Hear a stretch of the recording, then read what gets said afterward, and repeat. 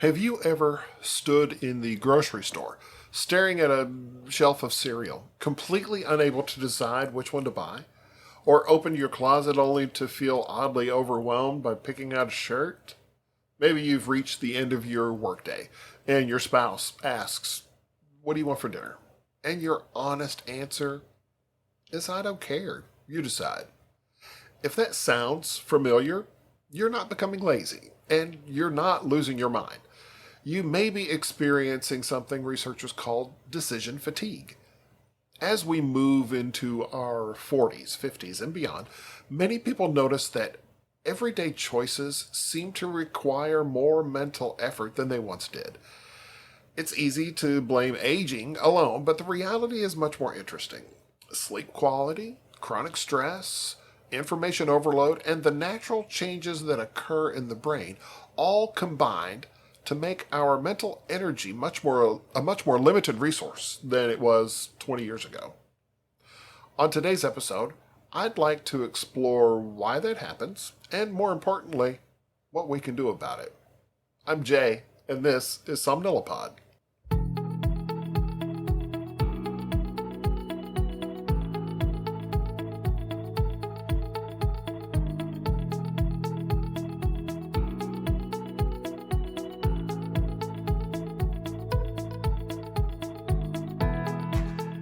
Hello, everybody. Welcome back. I am so glad that you're taking a few minutes to spend with me today, talking about something that's probably driven us each a little insane on occasion. Those times when mental fatigue just overwhelm us. So let's begin with the science. Our brains are constantly making decisions. Some are obvious: what to eat, what to wear, whether to answer an email. But thousands of decisions happen automatically throughout the day. Every conversation requires judgment, every text message requires interpretation, every work meeting demands attention, planning, and self-control. The part of the brain responsible for this type of work is the prefrontal cortex. It's often described as the brain's executive office because it manages planning, organization, attention, emotional regulation, impulse control, and complex decision making. Like any muscle, this system becomes less effective when it's overwhelmed. Early research suggested that willpower functioned almost like a fuel tank that gradually emptied throughout the day. Now, while scientists now believe the process is much more complex than simply running out of mental energy, there is broad agreement that sustained cognitive effort reduces our ability to make decisions thoughtfully. As mental fatigue builds, the brain increasingly relies on habits, shortcuts, and the easiest available option rather than analysis. That's why by evening, we're more likely to order takeout instead of cooking, or skip exercise, or mindlessly scroll through our phones. Now add midlife to that equation. Beginning in our 40s, the brain undergoes gradual structural and chemical changes. Processing speed slows slightly, working memory becomes somewhat less effective, and multitasking becomes more mentally demanding. These are normal aspects of healthy aging, not signs of dementia, but they mean the brain has less reserve for handling constant demands. Sleep makes an enormous difference. During healthy sleep, especially deep sleep and REM or REM sleep, the brain restores itself in remarkable ways. Memories are organized, neural connections are strengthened or trimmed, metabolic waste is cleared away through the brain's glymphatic system. Emotional experiences are processed, helping us wake up better able to regulate our mood and think clearly. When sleep is shortened or fragmented, the prefrontal cortex doesn't function at its best. Research consistently shows that even modest sleep restriction impairs attention, working memory, cognitive flexibility, reaction time, and decision making. People who are sleep deprived also tend to become more impulsive, less patient, and more likely to overlook risks. The frustrating part is that many people don't fully recognize how impaired they are after several nights of poor sleep.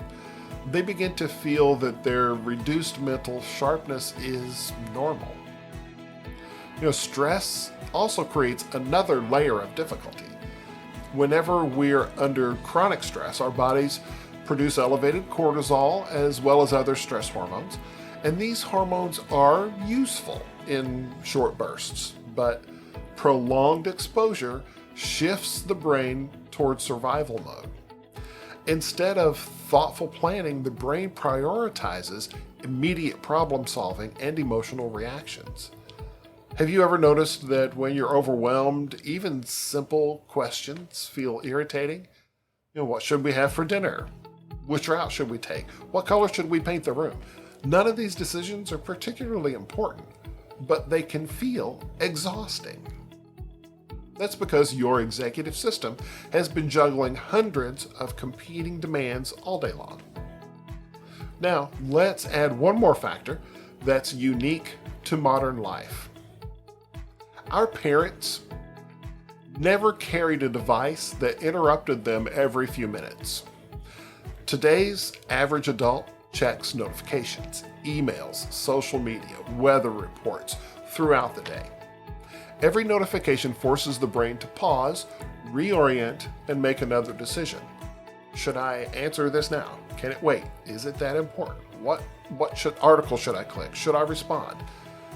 Each interruption seems small, but together they create what psychologists call cognitive overload. The brain spends so much time switching tasks that it never fully settles into deep, focused thinking.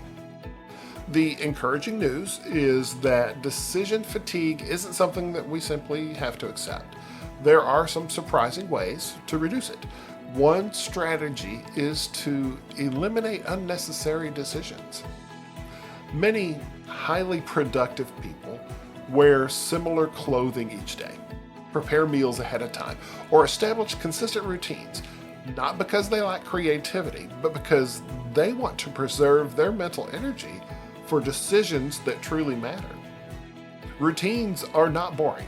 They're energy-saving devices for the brain. Sleep should become a non-negotiable priority.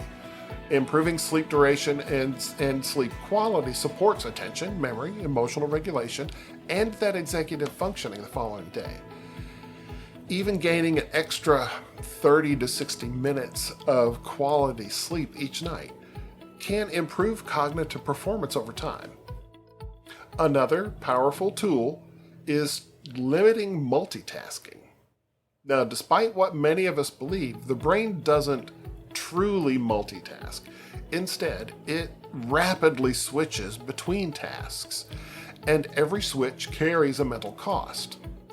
Working on one thing at a time often feels slower, but it usually produces better results with far less exhaustion. Creating quiet moments throughout the day, that can also help. A brief walk without your phone, 5 minutes of slow breathing, looking out the window instead of scrolling social media. These small pauses allow the brain's attentional systems to recover before fatigue accumulates. Finally, give yourself permission to make important decisions when your brain is freshest. For many people, that's within the first few hours of waking. Save routine tasks for later in the day and protect your best mental energy for work that is truly deserving of it. The truth is that life after 40 isn't necessarily harder because we're aging. It's harder because we're asking our brains to process more information, manage more responsibilities, recover from less sleep, and remain consistently connected than any previous generation. Decision fatigue isn't a personal weakness, it's a signal that your brain has been working incredibly hard. When we understand how sleep, stress, aging, all of that influences our executive function. We can stop blaming ourselves for feeling mentally drained and start building habits that support the remarkable organ between our ears. And perhaps the greatest lesson in this, protecting your mental energy is just as important as protecting your physical energy. Because sometimes the healthiest decision you'll make today is deciding that not every decision needs to be made today. And that's something we can all probably use a little more often. I hope this has been helpful for you. I'm really enjoying getting into the routine of this expanded topic and always trying to find how it's related back to sleep. So I'm enjoying that myself. If you have any questions, comments, or concerns, please feel free to contact me.